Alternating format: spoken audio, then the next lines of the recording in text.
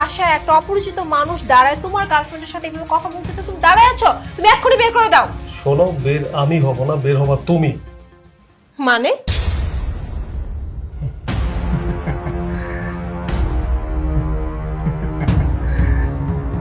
তুমি কিছুক্ষণ আগে যে রেস্টুরেন্টে খেয়েছো, যে গাড়িতে চড়ে এখানে এসেছো, এই বাড়িটা আর এই বেডরুমটা সেটাও আমার। আর এই যে তোমার বয়ফ্রেন্ড রাজ, ও হচ্ছে আমার আপন ছোট ভাই। আমি জাস্ট তোমার সাথে একটা নাটক করেছি। আমি খুব সহজ সরল জীবন পছন্দ করি, তাই আমি খুব স্বাভাবিকভাবে চলতাম। আমি আসলে দেখতে চেয়েছি তুমি আমাকে কতটা ভালোবাসো, তুমি আমাকে ভালোবাসো নাকি টাকাকে ভালোবাসো। আর যখন দেখলাম তোমার টাকার প্রতি লোভ, তখন আমি রাজকে এই নাটকটা করতে পাঠিয়েছি। মেঘ, দেখো, আমি আমি স্বীকার করতেছি যে আমি আসলে এতগুলো টাকা দেখে বা এত কিছু দেখে না, আমি একটু লোভে পড়ে গেছিলাম। মানে আমি